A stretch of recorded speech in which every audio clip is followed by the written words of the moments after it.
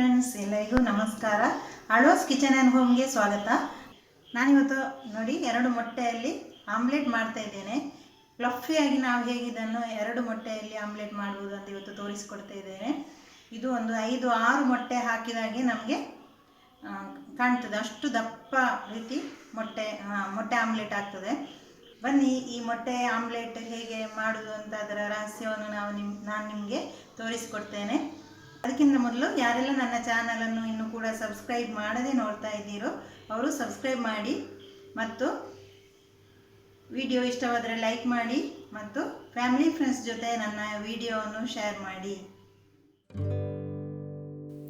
ನೋಡಿ ಫ್ರೆಂಡ್ಸ್, ನಾನಿಲ್ಲಿ ಒಂದು ಈರುಳ್ಳಿಯನ್ನು ಸಣ್ಣದಾಗಿ ಕಟ್ ಮಾಡಿ ಇಟ್ಕೊಂಡಿದ್ದೇನೆ, ಮತ್ತು 2 ಕಾಯಿಮೆಣಸನ್ನು ಸಹ ಸಣ್ಣದಾಗಿ ಕಟ್ ಮಾಡಿ ಇಟ್ಕೊಂಡಿದ್ದೇನೆ. ಸ್ವಲ್ಪ ಕೊತ್ತಂಬರಿ ಸೊಪ್ಪನ್ನು ಸಹ ತಗೊಂಡಿದ್ದೇನೆ, ಮತ್ತು ಶುಂಠಿಯನ್ನು ಸಹ ಸಣ್ಣದಾಗಿ 1 ತುಂಡು ಶುಂಠಿಯನ್ನು ಸಣ್ಣದಾಗಿ ಕಟ್ ಮಾಡಿ ಇಟ್ಕೊಂಡಿದ್ದೇನೆ. 2 ಮೊಟ್ಟೆಯನ್ನು ತಗೊಂಡಿದ್ದೇನೆ. ನಾವಿವತ್ತು 2 ಮೊಟ್ಟೆಯಿಂದ ಆಮ್ಲೆಟ್ ಮಾಡ್ತಾ ಇದ್ದೇವೆ. ನಾನೀಗ ಫ್ಲಫಿಯಾಗಿ ಹೇಗೆ ಆಮ್ಲೆಟ್ ಮಾಡೋದು ಅದರ ರಹಸ್ಯವನ್ನು ನಿಮಗೆ ತಿಳಿಸಿಕೊಡ್ತಾ ಇದ್ದೇನೆ. ನಾನೀಗ ನೋಡಿ ಮೊಟ್ಟೆಯನ್ನು ಇದಕ್ಕೆ ಕಟ್ ಮಾಡಿ ಒಂದು ಬೌಲಿಗೆ ಕಟ್ ಮಾಡಿ ಹಾಕ್ತಾ ಇದ್ದೇನೆ. ಇನ್ನೊಂದು ಮೊಟ್ಟೆಯನ್ನು ಸಹ ಅದೇ ರೀತಿಯಾಗಿ ಕಟ್ ಮಾಡಿ ಹಾಕ್ತಾ ಇದ್ದೇನೆ. ನೋಡಿ,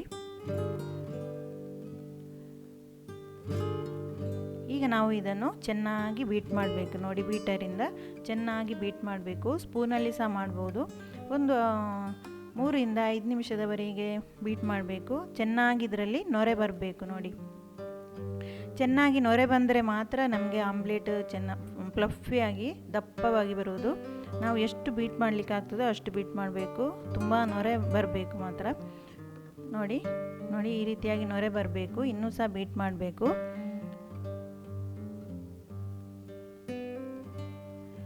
ಫ್ರೆಂಡ್ಸ್, ನಾವು ಹೋಟೆಲ್ಗಳಲ್ಲಿ ಹೇಗೆ ನಮಗೆ ಫ್ಲಫಿಯಾಗಿ ದಪ್ಪ ಆಮ್ಲೆಟ್ ಮಾಡಿಕೊಡ್ತಾರೆ ಅಂತ ಇದೇ ರೀತಿಯಾಗಿ ಅವರು ಮಾಡೋದು. ಚೆನ್ನಾಗಿ ಮೊಟ್ಟೆಯನ್ನು ಚೆನ್ನಾಗಿ ಬೀಟ್ ಮಾಡಿದರೆ ದಪ್ಪವಾಗಿ ಆಮ್ಲೆಟ್ ಬರುತ್ತೆ.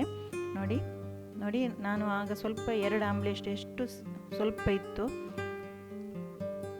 2 ಮೊಟ್ಟೆ. ಈಗ ನೋಡಿ ಎಷ್ಟು ಮುಕ್ಕಾಲು ವಾಸಿಯಷ್ಟು ನೊರೆ ಬಂದು ಆಗಿದೆ ದಪ್ಪವಾಗಿ. ನೋಡಿ, ಎಷ್ಟು ಮುಕ್ಕಾಲು ವಾಸಿಯಷ್ಟು ಆಗಿದೆ. ನೋಡಿ ಫ್ರೆಂಡ್ಸ್, ಈ ರೀತಿಯಾಗಿ ನಾವು ಬೀಟ್ ಮಾಡಿದರೂ ಆಗ್ತದೆ, ಬೇಗನೆ ನೊರೆ ಬರ್ತದೆ. ನೋಡಿ ಎಷ್ಟು ದಪ್ಪವಾಗಿ ಬಂದಿದೆ. ನೋಡಿ ನೊರೆ ನೋಡಿ, ಕೆಳಗೆ ಬೀಳುವುದು ಸಹ ಇಲ್ಲ. ಅದೇ ರೀತಿಯಾಗಿ ನಾವು ಮಾಡಬೇಕು.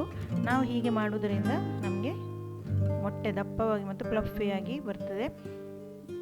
ಈಗ ನಾನು ಇದಕ್ಕೆ ಆಯಿತು ನೋಡಿ, ಮುಕ್ಕಾಲು ವಸ್ತಿನಷ್ಟು ಆಯಿತು. ನಾನೀಗ ಈರುಳ್ಳಿಯನ್ನು ಕಟ್ ಮಾಡಿ ಇಟ್ಕೊಂಡಂಥ ಈರುಳ್ಳಿಯನ್ನು ಹಾಕಿದೆ, ಶುಂಠಿಯನ್ನು ಹಾಕಿದೆ, ಕೊತ್ತಂಬರಿ ಸೊಪ್ಪು, ಕಾಯಿಮೆಣಸು ಎಲ್ಲವನ್ನು ಹಾಕಿದೆ. ನೋಡಿ,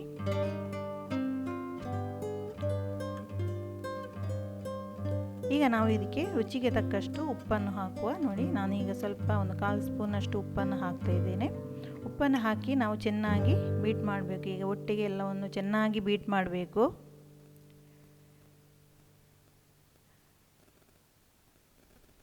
ನಾನೀಗ ಗ್ಯಾಸ್ ಸ್ಟವಲ್ಲಿ ಕಾವಲಿಯನ್ನು ಕಾಯಲಿಕ್ಕೆ ಇಟ್ಟಿದ್ದೇನೆ. ಫ್ರೆಂಡ್ಸ್, ನೋಡಿ, ಲೆವೆಲ್ ಆಗಿ ಒಂದೇ ರೀತಿಯಾಗಿ ಕಾವಲಿ ಇರಬೇಕು. ಅದಕ್ಕೆ ಎಣ್ಣೆಯನ್ನು ಹಾಕಿ ಚೆನ್ನಾಗಿ ನೋಡಿ ಫುಲ್ ಸ್ಪ್ರೆಡ್ ಮಾಡಬೇಕು ಎಣ್ಣೆಯನ್ನು. ಈಗ ನಾನು ನೋಡಿ ಮೊಟ್ಟೆಯನ್ನು ಹಾಕ್ತಾ ಇದ್ದೇನೆ. ನೋಡಿ ಎಷ್ಟು ದಪ್ಪವಾಗಿ ಬಂದಿದೆ ಫ್ರೆಂಡ್ಸ್. ನೋಡಿ, ನಾವು 10 ಮೊಟ್ಟೆ ಹಾಕಿದಾಗೆ ಕಾಣ್ತಾ ಉಂಟು. ನೋಡಿ, ತುಂಬ ಫ್ಲಫಿಯಾಗಿ ಬಂದಿದೆ. ನೋಡಿ, ಈಗ ಇದನ್ನು ಸ್ಪೂನಿನ ಸಹಾಯದಿಂದ ಸ್ವಲ್ಪ ಸ್ಪ್ರೆಡ್ ಮಾಡುವ ಫ್ರೆಂಡ್ಸ್. ನಿಮಗೇ ಕಾಣ್ತಾ ಉಂಟು ಎಷ್ಟು ದಪ್ಪವಾಗಿ ಬಂದಿದೆ ಅಂತ. ಇದೇ ರಹಸ್ಯ ಫ್ರೆಂಡ್ಸ್, ಮೊಟ್ಟೆ ಆಮ್ಲೆಟ್ ಹೇಗೆ ದಪ್ಪವಾಗಿ ಬರಬೇಕು ಅಂತ ಹೇಳಿದರೆ ಈ ರೀತಿಯಾಗಿ ನಾವು ಅದನ್ನು ಚೆನ್ನಾಗಿ ಬೀಟ್ ಮಾಡಿದರೆ ತುಂಬ ದಪ್ಪವಾಗಿ ಬರ್ತದೆ. ನೀವು ಸಹ ಮನೆಯಲ್ಲಿ ಒಮ್ಮೆ ಟ್ರೈ ಮಾಡಿ ಫ್ರೆಂಡ್ಸ್. ನಾನೀಗ ಮುಚ್ಚಳ ಇಟ್ಟು ಒಂದು 3-5 ನಿಮಿಷದವರೆಗೂ ಬೇಯಿಸ್ತಾ ಇದ್ದೇನೆ. ನೋಡಿ ಫ್ರೆಂಡ್ಸ್, ಈಗ ಬೆಂದಿದೆ. ಇದನ್ನು ನಾವು ನಾನೀಗ ಮುಚ್ಚಳ ತೆಗೆದು ಇದನ್ನು ಆಪೋಸಿಟ್ ಸೈಡ್ ಬೇಯಲಿಕ್ಕೆ ಬಿಡುವ. ನಿಮಗೆ ಅರಶಿನ ಬೇಕಾದರೂ ಸಹ ಹಾಕ್ಬೋದು. ನಾನಿಲ್ಲಿ ಅರಶಿನ ಹಾಕಲಿಲ್ಲ, ನೀವು ಬೇಕಾದರೆ ಆ್ಯಡ್ ಮಾಡ್ಕೊಳ್ಬೋದು. ನೋಡಿ, ನಾನೀಗ ಉಲ್ಟಾ ಸೈಡ್ ಹಾಕ್ತಾ ಇದ್ದೇನೆ. ನೋಡಿ ಎಷ್ಟು ದಪ್ಪವಾಗಿ ಬಂದಿದೆ, ನಿಮಗೆ ಆಶ್ಚರ್ಯ ಆಗ್ಬೋದು, ಅಷ್ಟು ದಪ್ಪವಾಗಿ ಬಂದಿದೆ ಫ್ರೆಂಡ್ಸ್. ಮುಚ್ಚಳ ಇಟ್ಟು ಸ್ವಲ್ಪ ಒಂದು 2 ನಿಮಿಷ ಬೇಯಿಸುವ.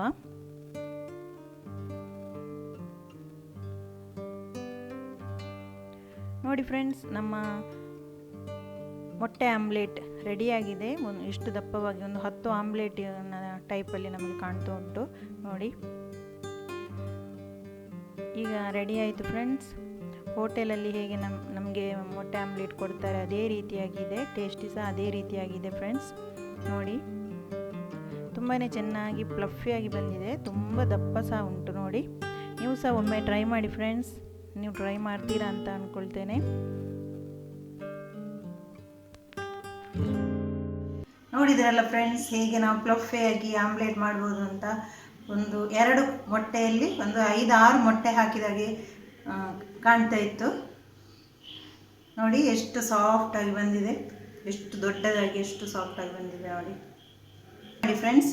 ಒಮ್ಮೆ ಟೇಸ್ಟ್ ನೋಡುವ ಹೇಗೆ ಆಗಿದೆ ಅಂತ.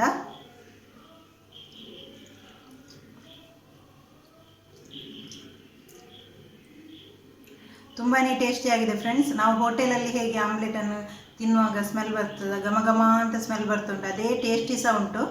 ನೀವು ಸಹ ಒಮ್ಮೆ ಮನೆಯಲ್ಲಿ ಟ್ರೈ ಮಾಡಿ ಈ ರೀತಿಯಾಗಿ ಮಾಡಲಿಕ್ಕೆ. ಫ್ರೆಂಡ್ಸ್, ಇವತ್ತು ನಾನು ಮಾಡಿದಂಥ ಈ ರೆಸಿಪಿ ನಿಮಗೆ, ಮೊಟ್ಟೆ ರೆಸಿಪಿ ನಿಮಗೆ ಇಷ್ಟವಾದರೆ ಪ್ಲೀಸ್ ಲೈಕ್ ಮಾಡಿ ಮತ್ತು ಫ್ಯಾಮಿಲಿ ಫ್ರೆಂಡ್ಸ್ ಜೊತೆ ನನ್ನ ಈ ವಿಡಿಯೋವನ್ನು ಶೇರ್ ಮಾಡಿ.